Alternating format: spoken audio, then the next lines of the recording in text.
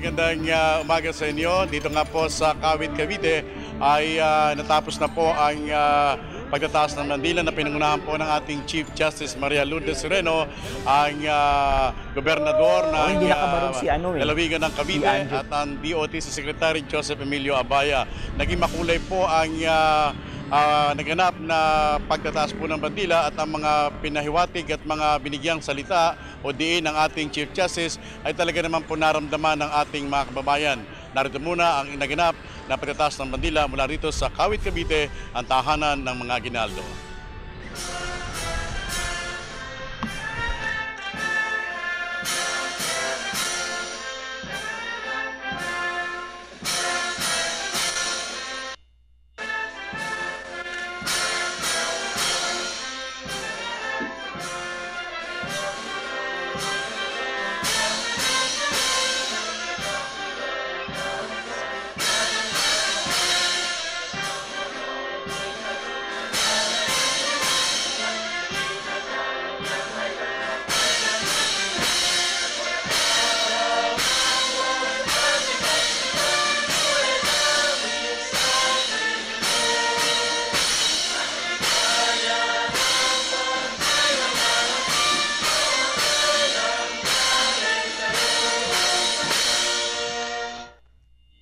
Naganap ang nasabing pagtataas ng bandila dito sa Kawit, Cavite.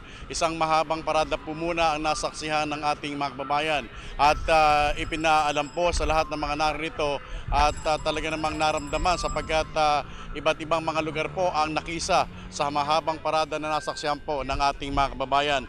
Para po sa kalaman ng mga nanonood, ito po ang tahanan na kinaroroon natin itong Aguinaldo Shrine. Ito po ang tahanan ng First President ng ating Emilio Aguinaldo at naganap po ang isang makasaysayang pangyayari dito. At para po sa kalaman ng marami din po, 28 of March 1869 ay dito mismo pinanganak ang ating unang presidente na si Emilio Aguinaldo.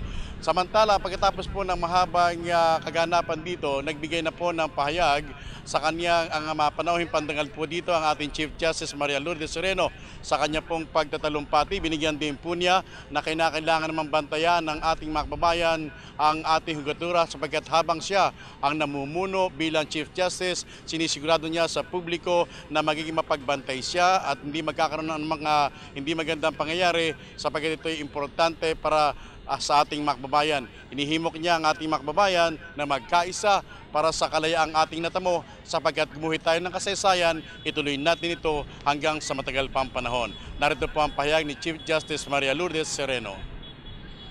Ipagpatuloy po natin ang ating pakikialam sa suliranin ng bayan.